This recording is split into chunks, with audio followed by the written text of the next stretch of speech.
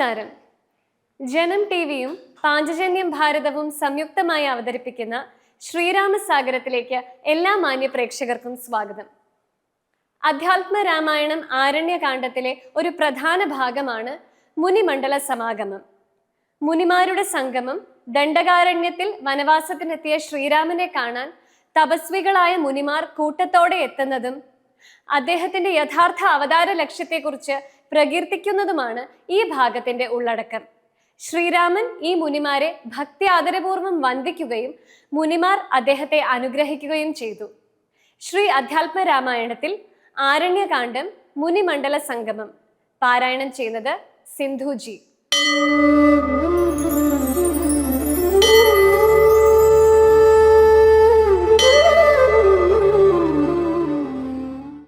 രാമായ രാമഭദ്രായ രാമചന്ദ്രായ വേദസേ രഘുനാഥായ നാഥായ സീതായ പതയേ നമഃ. ദണ്ഡകാരണ്യതലവാസികളായ മുനിമണ്ഡലം ദാശരഥി വന്നതു കേട്ടു ചണ്ഡദീ ദിതി കുലജാതനാം ജഗന്നാഥൻ പുണ്ടരീകാക്ഷൻ തന്നെ കാൺമാനായി വന്നിടിനാർ. രാമലക്ഷ്മണന്മാരും ജാനകീ ദേവിതാനും മാമുനിമാരെ വീണു നമസ്കാരവും ചെയ്താർ. താപസന്മാരും ആശീർവാദം ചെയ്തവർകളോട് ആഭോഗാനന്ദ വിവശന്മാരായി അരുൾ ചെയ്താർ. നിന്നുടെ തത്വം ഞങ്ങളിങ്ങറിഞ്ഞിരിക്കുന്നു. പന്നഗോത്തമതൽപേ പള്ളി കൊള്ളുന്ന ഭവാൻ ദാതാവർത്തിക്ക മൂലം ഭൂഭാരം കളവാനായി ജാതനായിതു ഭുവി മാർത്താണ്ഡകുലത്തിങ്കൽ. നിന്നുടെ തത്വം ഞങ്ങളിങ്ങറിഞ്ഞിരിക്കുന്നു. പന്നഗോത്തമതൽപേ പള്ളി കൊള്ളുന്ന ഭവാൻ ദാതാവർത്തിക്ക മൂലം ഭൂഭാരം കളവാനായി ജാതനായിതു ഭുവി മാർത്താണ്ഡകുലത്തിങ്കൽ. ലക്ഷ്മണനാകുന്നതു ശേഷനും സീതാദേവി ലക്ഷ്മിയാകുന്നതല്ലോ. ഭരതശത്രുഘ്നന്മാർ ശംഖചക്രങ്ങൾ അഭിഷേക വിഘ്നാദികളും സങ്കടം ഞങ്ങൾക്കു തീർത്തിടുവാനെന്നു നൂനം നാനാതാപസകുല സേവിതാശ്രമസ്ഥലം കാനനം കാൺമാനാശു നീ കൂടപ്പോ നീടേണം. ജാനകിയോടും സുമിത്രാത്മജനോടും കൂടി മാനസേ കാരുണ്യമുണ്ടായി വരുമല്ലോ കണ്ടാൽ എന്നരുൾ ചെയ്ത മുനി ശ്രേഷ്ഠന്മാരോടുകൂടി ചെന്നവരോരോ മുനി പർണശാലകൾ കണ്ടാർ. അന്നേരം തലയോടും എല്ലുകളെല്ലാം ഓരോ കുന്നുകൾ പോലെ കണ്ടു രാഘവൻ ചോദ്യം ചെയ്താൻ. മർത്യമസ്തകങ്ങളും അസ്ഥിക്കൂട്ടവുമെല്ലാം അത്രൈവ മൂലമെന്തോ നിത്രയുണ്ടാവാനഹോ തൽവാക്യം കേട്ടു ചൊന്നാർ താപസജനം. രാമഭദ്ര നീ കേൾക്ക, മുനി സത്തമന്മാരെ കൊന്നു നിർദ്ദയം രക്ഷോഗണം ഭക്ഷിക്ക നിമിത്തമായി ഈ ദേശം അസ്ഥിവ്യാപ്തമായി ചമഞ്ഞിതു നാഥ. ശ്രുത്വാ വൃത്താന്തമിത്തം കാരുണ്യപരവശചിത്തനായോരു പുരുഷോത്തമൻ അരുൾ ചെയ്തു. നിഷ്ഠുരതരമായ ദുഷ്ടരാക്ഷസകുലമൊട്ടൊഴിയാതെ കൊന്നു നഷ്ടമാക്കിയിടുവൻ ഞാൻ. ഇഷ്ടാനുരൂപം തപോനിഷ്ഠയാ വസിക്ക സന്തുഷ്ട്യാ താപസകുലമിഷ്ടിയും ചെയ്തു നിത്യം. സത്യവിക്രമനിധി സത്യവും ചെയ്തു തത്ര നിത്യ സമ്പൂജ്യമാനനായി വനവാസികളാൽ. തത്ര തത്രൈവ മുനി സത്തമാശ്രമങ്ങളിൽ പൃഥ്വി നന്ദിനിയോടും അനുജനോടും കൂടി സൽസംസർഗാനന്ദേന വസിച്ചു കഴിഞ്ഞിതു. പൃഥ്വി നന്ദിനിയോടും അനുജനോടും കൂടി സൽസംസർഗാനന്ദേന വസിച്ചു കഴിഞ്ഞിതു. വത്സരം ത്രയോദശമക്കാലം കാണായി വന്നു. വിഖ്യാതമായ സുതീഷ്ണാശ്രമം മനോഹരം മുഖ്യ താപസകുല ശിഷ്യ സഞ്ചയപൂർണം സർവർത്തുഗുണഗണ സമ്പന്നമനുപമം സർവകാലാനന്ദദാനോദയമത്യത്ഭുതം സർവപാദബലദാഗുൽമ സംകുലസ്ഥലം സർവസൽപക്ഷി മൃഗഭുജംഗ നിഷേവിതം രാഘവൻ അവരജൻ തന്നോടും സീതയോടും ആഗതനായിതെന്നു കേട്ടൊരു മുനിശ്രേഷ്ഠൻ കുംഭസംഭവനാകും അഗസ്ത്യ ശിഷ്യോത്തമൻ സംപ്രീതൻ രാമമന്ത്രോപാസനരതൻ മുനി സംഭ്രമത്തോടു ചെന്നു കൂട്ടിക്കൊണ്ടിങ്ങു പോന്നു സംഭൂജിച്ചരുളിനാൻ അർഘ്യപാദ്യാദികളാൽ ഭക്തി പൂണ്ട അശ്രുജല നേത്രനായി സഗദ്ഗതം ഭക്തവത്സലനായ രാഘവനോടു ചൊന്നാൻ നിന്തിരുവടിയുടെ നാമമന്ത്രത്തെ തന്നെ സന്തതം ജപിപ്പു ഞാൻ മൽഗുരു നിയോഗത്താൽ ബ്രഹ്മശങ്കരമുഖവന്യമാം പാദമല്ലോ നിന്മഹാമായാർണവം കടപ്പാനൊരു ബോധം ആദ്യന്തമില്ലാതൊരു പരമാത്മാവല്ലോ നീ വേദ്യമല്ലൊരു നാളും ആരാലും ഭവൽ തത്വം തൊൽഭക്തഭൃത്യഭൃത്യഭൃത്യനായിടണം ഞാൻ തൊൽപാദാംബുജം നിത്യമുൾക്കാമ്പിലുദിക്കണം പുത്രഭാര്യാർത്ഥ നിലയാന്ധകൂപത്തിൽ വീണു ബദ്ധനായി മുഴുകിയിടുമെന്നെ നിന്തിരുവടി ഭക്തവാത്സല്യ കരുണാ കടാക്ഷങ്ങൾ തന്നാൽ ഉദ്ധരിച്ചിടണമേ സത്വരം ദയാനിധേ മൂത്രമാം സാമേദ്യാന്ത്ര പുൽഗലപിണ്ഡമാകും ഗാത്രമോർത്തോളം അതികശ്മലമതിങ്കലുള്ള അസ്തയാം മഹാമോഹ പാശബന്ധവും ഛേദിച്ച് ആർത്തിനാശനാഭവാൻ വാഴുകനുള്ളിൽ നിത്യം സർവഭൂതങ്ങളുടെ ഉള്ളിൽ വാണിടുന്നതും സർവദാ ഭവാൻ തന്നെ കേവലമെന്നാകിലും തൊന്മന്ത്രജപരതന്മാരായ ജനങ്ങളെ തൊന്മഹാമായാദേവി ബന്ധിച്ചിടുകയില്ല തൊന്മന്ത്രജപ വിമുഖന്മാരാം ജനങ്ങളെ തൊന്മഹാമായാദേവി ബന്ധിപ്പിച്ചിടുന്നതും സേവാനുരൂപഫലദാന തൽപരൻ ഭവാൻ ദേവപാദപങ്ങളെ പോലെ വിശ്വേശ പോറ്റി.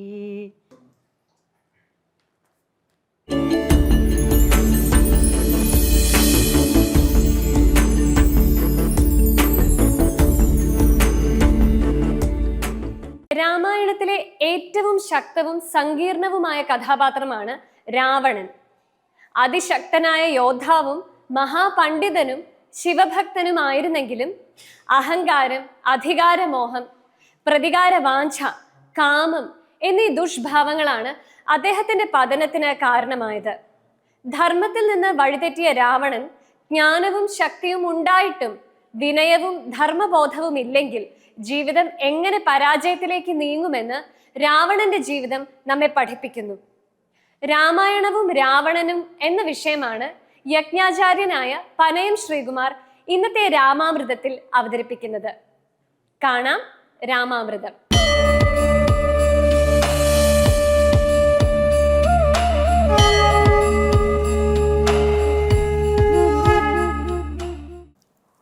നമസ്കാരം.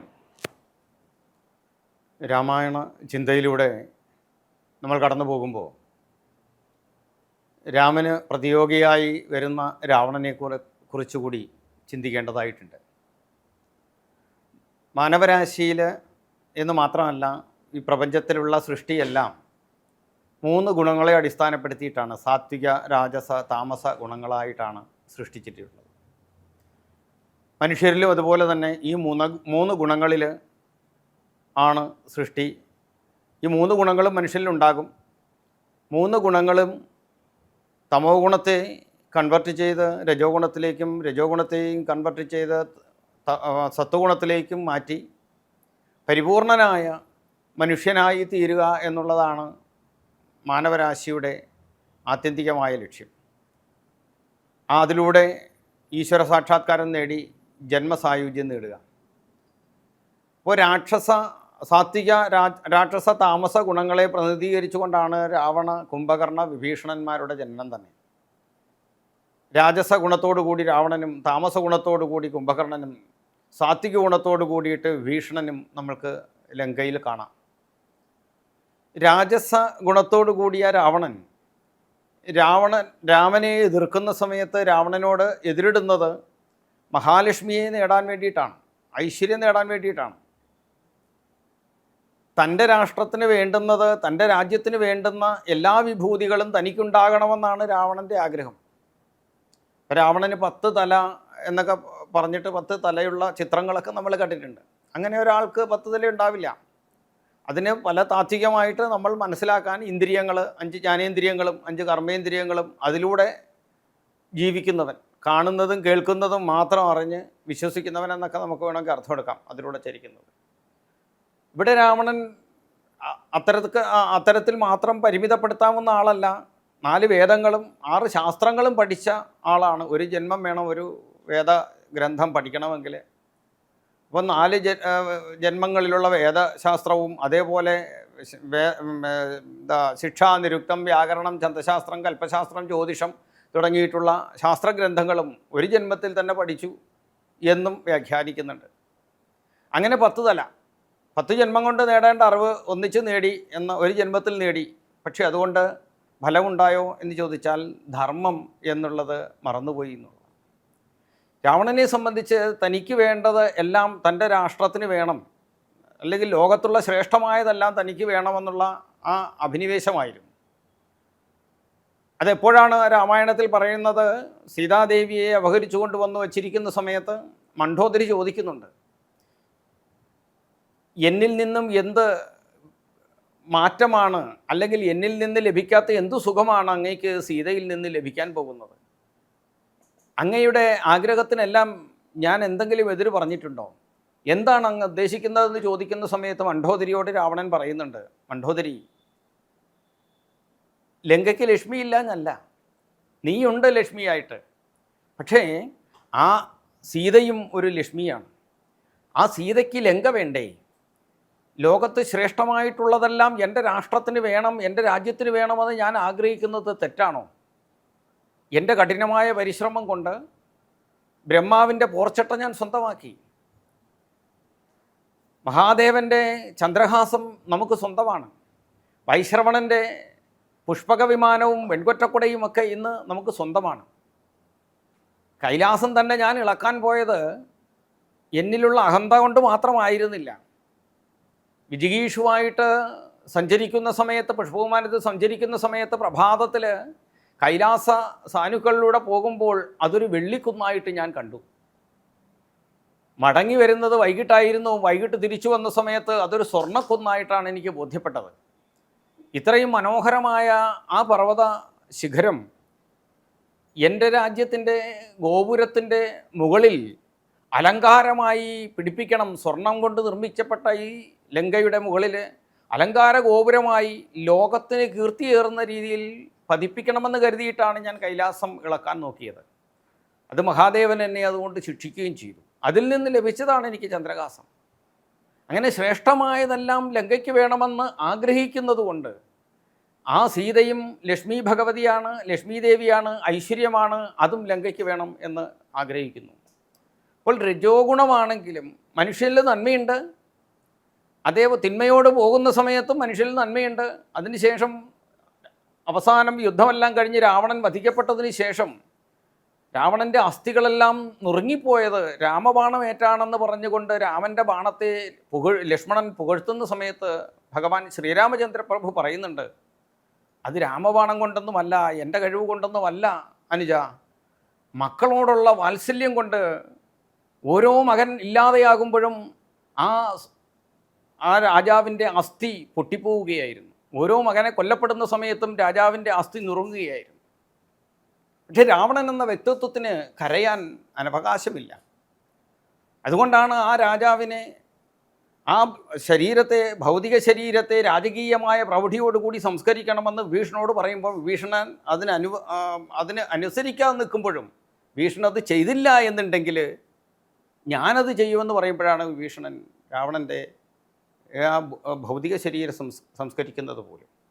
അപ്പോൾ എത്രയെത്ര കഴിവുണ്ടായാലും ശരി, ധർമ്മചിന്തയിൽ നിന്നും മനുഷ്യൻ മറന്നുപോയി കഴിഞ്ഞാൽ എത്രയെത്ര അറിവുണ്ടായാലും ശരി, ആ അറിവിൽ നിന്ന്, ആ ധർമ്മചിന്തയിൽ നിന്ന് മാറിയാൽ സർവനാശമാണ് ഫലമെന്ന് നമ്മുടെ യുവത്വത്തിനും അതേപോലെ കുട്ടികൾക്കും രാമായണത്തിലൂടെ മനസ്സിലാക്കാൻ സാധിക്കും. രാവണനിലും നിന്ന് നമുക്ക് ഒരുപാട് പഠിക്കുവാനുണ്ട്.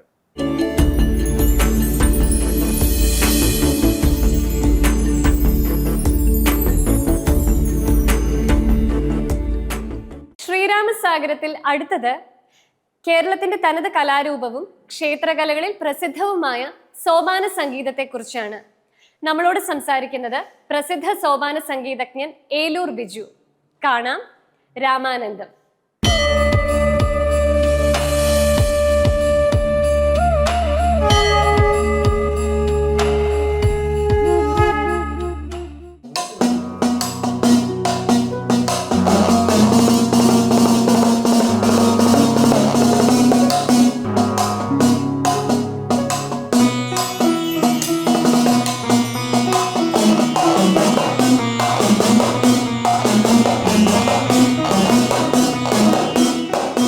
ഇന്ന് സോപാന സംഗീതത്തെക്കുറിച്ച് നമുക്ക് അറിവ് പകരുവാൻ സോപാന ഗാന ഗന്ധർവൻ എന്നറിയപ്പെടുന്ന ശ്രീ ഏലൂർ ബിജു ഉണ്ട് നമുക്കൊപ്പം.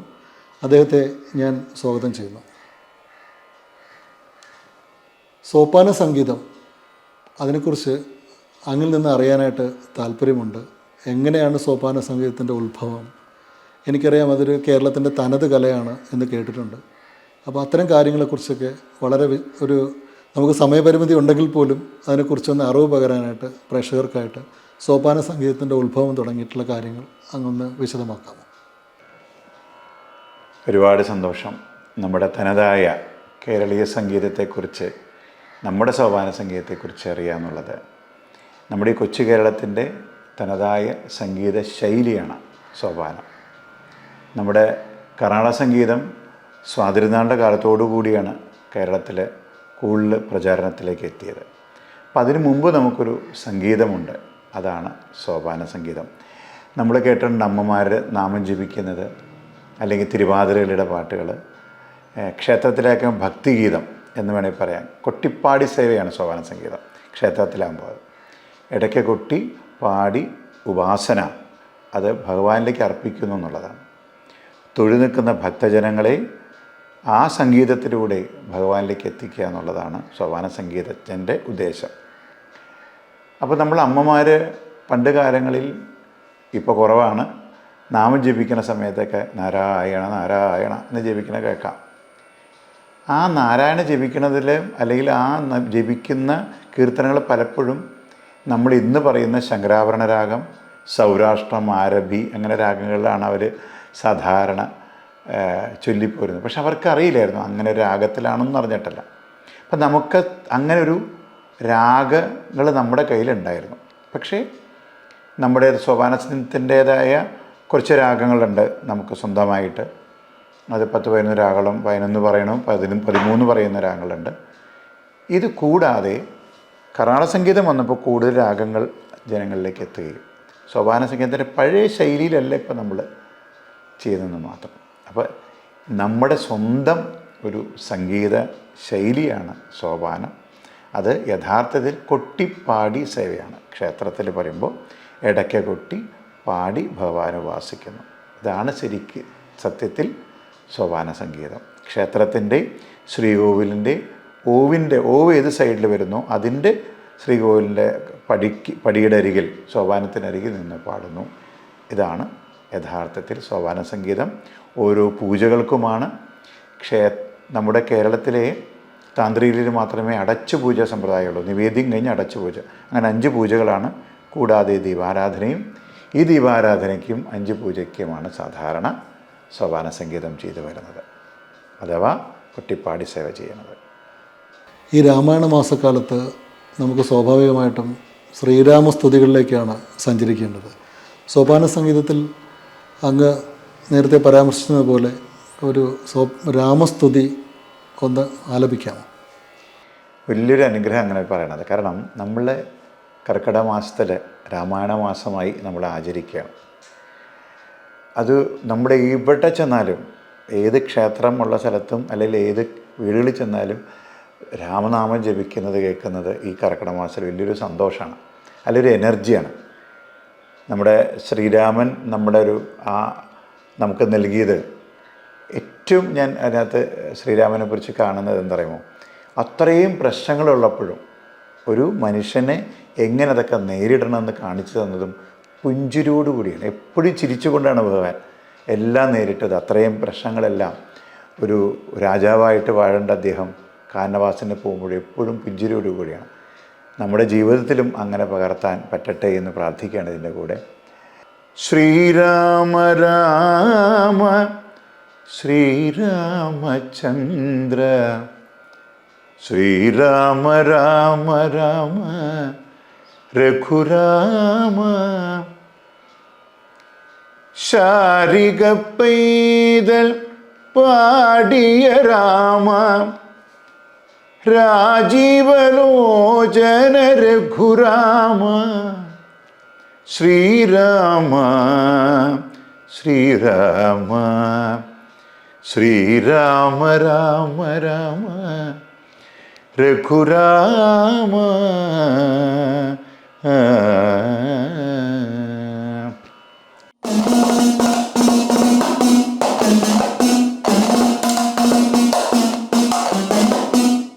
സോപാന സംഗീതത്തെക്കുറിച്ച് ചില മിത്തുകളൊക്കെ ഉണ്ടല്ലോ, പ്രേക്ഷകർക്കായിട്ടാണ്. പലരും പറയാറുണ്ട് ഇടയ്ക്ക നിലത്ത് വയ്ക്കാൻ പാടില്ല, അതിന് പല പല കാരണങ്ങൾ അങ്ങേക്കറിയാമല്ലോ, അത് പറയാറുണ്ട്. അത്തരം കാര്യങ്ങളിലൊക്കെ എന്തെങ്കിലും യാഥാർത്ഥ്യമുണ്ടോ, അതിനൊരു ശാസ്ത്രമുണ്ടോ? എന്താണ് അങ്ങയുടെ ഒരു വേർഷൻ? എനിക്ക് ഈ ചോദ്യം എനിക്ക് വളരെ ഇഷ്ടമായി. കാരണം പൊതുവെ ഇവിടെ എല്ലാവരും പറയാറുണ്ട് ഇടയ്ക്ക നിലത്ത് വയ്ക്കാൻ പാടില്ല, ഭൂമിക്ക് ഭാരം താങ്ങാൻ കഴിയില്ല എന്ന്. പക്ഷെ അതൊക്കെ നമുക്കൊരു കഥയായിട്ടൊക്കെ പറയാം, അത്രയല്ലേ ഉള്ളൂ. കാരണം നമ്മൾ ആലോചിക്കണം, ഭൂമിക്ക് താങ്ങാൻ പറ്റാത്ത അതെന്താ അങ്ങനെ പറയണമെന്നറിയാമോ? രണ്ട് കാര്യങ്ങളാണ്. ഒന്ന്, അതിൻ്റെ പ്രാധാന്യം അത്രയുണ്ട്. അങ്ങനെ ഒരു വാദ്യം നിലത്ത് വയ്ക്കാൻ നമ്മൾ സമ്മതിക്കില്ല, അത്രയും പ്രത്യേകതയുള്ളൊരു വാദ്യമാണ്. സംഗീതവാദ്യവും താളവാദ്യവുമാണ്. നമ്മൾ പറയുക, വിശ്വാസപ്രകാരം പറയുക, ഡമരു, ഉടുക്ക്, ഇടയ്ക്ക് ഇതൊക്കെ ഡകാരം നിറഞ്ഞത് മഹാദേവൻ്റെ വാദ്യമായിട്ട് അങ്ങനെ നമ്മൾ പറയാറുണ്ട്. അതുകൊണ്ട് തന്നെ അത് അത്രയും എന്താ പറയുക, പ്രത്യേകതയുള്ള അല്ലെ പുണ്യവാദ്യമായതുകൊണ്ട് നിലത്ത് വയ്ക്കില്ല എന്ന് പറയാം. കൂടാതെ മെയിൻ കാര്യം അതല്ല കേട്ടോ, നമ്മളെല്ലാം ചിന്തിക്കണം. ആ വാദ്യത്തിൻ്റെ പ്രത്യേകത ഇതിൻ്റെ വട്ടം, ആ വട്ടം ഇരിക്കുന്നത് നടുക്കൊരു കുറ്റിയിലാണ്. കുറ്റിയുടെ നടുക്ക് കുറ്റി വെച്ചിട്ട് വട്ടം കോർക്കുകയാണ്. പിന്നെ താഴെയുള്ളത് പൂ പോലെ ഇരിക്കുന്നത് അല്ലെങ്കിൽ ബോൾ പോലെ ഇരിക്കുന്ന പൊടിപ്പെന്നാണ് പറയുക. ഇത് നിലത്ത് വയ്ക്കുമ്പോൾ ഈ വട്ടം സൈഡിലേക്ക് പോകും എന്ന് പറഞ്ഞാൽ കൂടിപ്പോവും, നമ്മുടെ കൂടിപ്പോകും.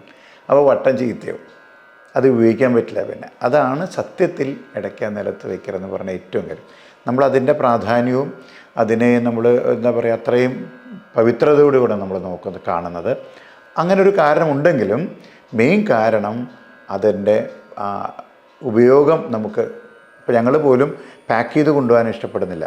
പാക്ക് ചെയ്ത് കൊണ്ടുപോകുമ്പോൾ ഇതിൽ വയ്ക്കുമ്പോൾ ഈ വട്ടം സൈഡിലേക്ക്, കുറ്റി സൈഡിലേക്ക് പോയി വട്ടം ഒരു സൈഡിലേക്ക് പോയി കോടിപ്പോയി കഴിഞ്ഞാൽ വട്ടം ചീത്തയായി, പിന്നെ കൊട്ടാൻ പറ്റില്ല, ശബ്ദം മാറും. അതാണ് ഇതിൻ്റെ യഥാർത്ഥ കാര്യം. മറ്റതൊക്കെ നമുക്ക് ഒരു കഥകൾ പോലെ അല്ല ഇങ്ങനെ പറയാമെന്ന് മാത്രമേ ഉള്ളൂ.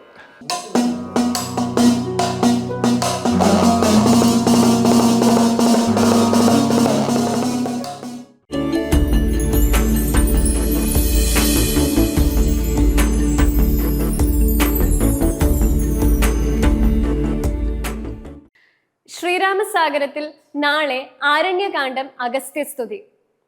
വനവാസകാലത്ത് ശ്രീരാമനും ലക്ഷ്മണനും സീതാദേവിയും മഹർഷി അഗസ്ത്യന്റെ ആശ്രമത്തിൽ എത്തുന്ന സന്ദർഭം രാമായണത്തിലെ അത്യന്തം പുണ്യമായ ഒരു അധ്യായമാണ്.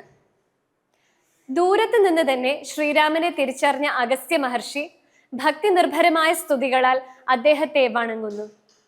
ലോകധർമ്മത്തിന്റെ സംരക്ഷകനും സത്യത്തിന്റെ പ്രതിരൂപനുമായ പരമപുരുഷനാണ് ശ്രീരാമൻ എന്ന് അദ്ദേഹം പ്രഖ്യാപിക്കുന്നു. അഗസ്ത്യന്റെ സ്തുതിയിൽ ഭക്തിയും ജ്ഞാനവും വിനയവും സമന്വയിക്കുന്നു. നാളെ വീണ്ടും കാണാം. നന്ദി, നമസ്കാരം.